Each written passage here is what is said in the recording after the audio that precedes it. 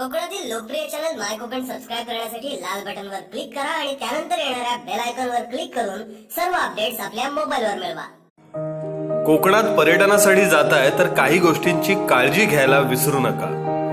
पर्यटनाचा मनमुराद आनंद लुटायचा असेल आणि कोणत्याही अडचणींना सामोरं जायचं नसेल तर हा व्हिडिओ तुम्ही नक्की पहा। समुद्रकिनारी फिरत असताना तुम्ही गाडी नीट पार्किंग करा। भरती ओहोटीची वेळ समजून घ्या। पाणी कुठपर्यंत येतं याची माहिती स्थानिकांकडून करून घ्या, अन्यथा तुमची अवस्था ही अशी होऊ शकते। हर्णेमध्ये भरतीच्या पाण्यात एकाच दिवशी 4 गाड्या अडकल्या। पाण्यात गाडी चालवणे, समुद्राच्या खाऱ्या पाण्याने गाडी धुणे या गोष्टी समुद्रावर करू नये। या अडकलेल्या गाड्यांना बाहेर काढताना स्थानिकांची दमछाक होते। स्थानिकांची दमछाक तर होतेच, त्याशिवाय तुम्हाला आपला खिसा देखील ढिला करावा लागतो। 3 ते 5 हजार रुपयांपर्यंत तुमची रुतलेली गाडी बाहेर काढण्यासाठी लागू शकतात। आता या गाडीचीच अवस्था बघा।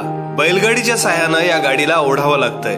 तुमचा वेळ महत्वाचा आहे। तुम्ही कोकणामध्ये फिरायला येताय, अशा वेळेला जर गाडी तुमची रुतली तर तुमची गाडी एक तर पाण्यात आत ओढली जाऊ शकते किंवा तुम्हाला बाहेर काढण्यासाठी पैसे मोजावे लागू शकतात। त्यामुळेच पार्किंगची व्यवस्था कुठे आहे याची माहिती करून घेणं खूप आवश्यक आहे। समुद्र किनाऱ्यावर फिरायला जाताना फार डेअरिंग करण्याच्या भानगडीत पडू नका। स्थानिकांनी जर स्वयंस्फूर्तीने एखादी सूचना दिली तर ती सूचना मान्य करा। त्याच्याशी वाद घालत बसू नका, कारण तो जो सांगतोय त्यात तुमचा फायदा आहे। समुद्रकिनारी गाड्या रुतण्याच्या घटना काही आजच्या नाहीयेत।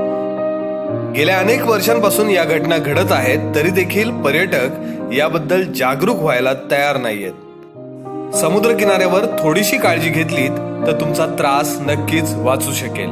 मुश्ताक खान, माय कोकण।